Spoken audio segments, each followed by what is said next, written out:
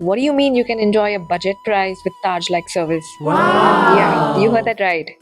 The Ginger Hotels is actually a part of the Taj group, and there is a new Ginger out there that's opened up quite a short while ago in Udaipur. I decided to book there for a change just to see what the service is like and just to see whether it was able to maintain a Taj like vibe. And I was also getting a very good rate, so why the hell not? I was reaching Udaipur by car, which meant that I had to pass through Ahmedabad and the entire Gujarat territory to get there. Gujarat is a dry state, as is known by everybody. And as soon as I crossed the border and entered into Rajasthan, I definitely felt a bit of a vibe change. So, nature wise, yes, I gradually started seeing mountains around me.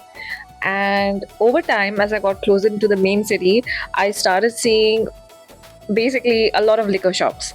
This also gave a bit of a glimpse into the industries that are quite active in the state.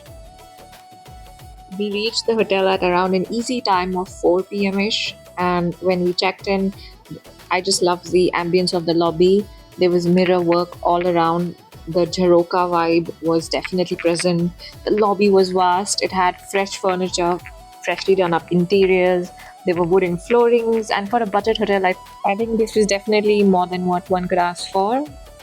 The people who welcomed us at the reception were very professional, congenial, and assisted us with all the paperwork very professionally. They could have smiled a little bit more for sure, a bit friendly, but that's okay. They escorted us to their room, and I honestly couldn't wait to check out where I would be staying for the next 3 days. So here's a glimpse of the room that I got. There was ample space in the cupboards, so that made life a lot easier. It was not a very big room, but at the same time, it wasn't a completely small cubicle like room. The sheets were clean, the TV was on point. There could have been a bit of a distance between the sofas and the curtains so that it could have been easier to open them, but that's okay. The view was not the strongest suit in this hotel. I was happy, I could relax, I could have my cup of chai, everything else provided, and honestly, this was definitely, I would say, a very, very good 4 star.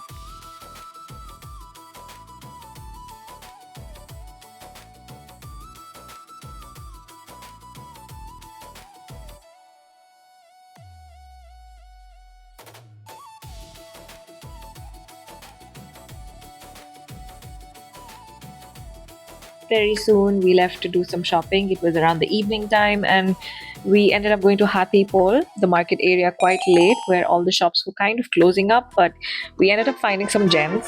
I did manage to pick up a few dupattas as well as some nice Indian material, um, some local Rajasthani bandhani wear.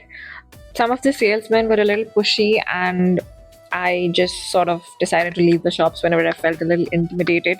There were bed sheets, there were beautiful shoes, there were handbags, and after a bit of that, we drove and tried to check out the Dutalai area, but unfortunately, there was not a lot of good lighting around there. I wish it was more lit. I wish the tourism department can do something about the lighting in that area. We then headed to check out the Fateh Sagar Lake area, but that also was not lit up, so we decided to turn back.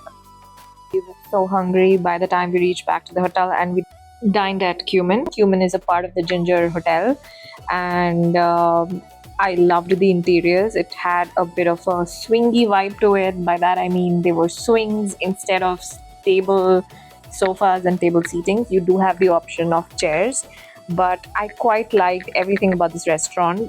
If you're looking to enjoy a good North Indian hearty meal, well cooked, I would strongly recommend Ginger, Qmin Hotel in Ginger.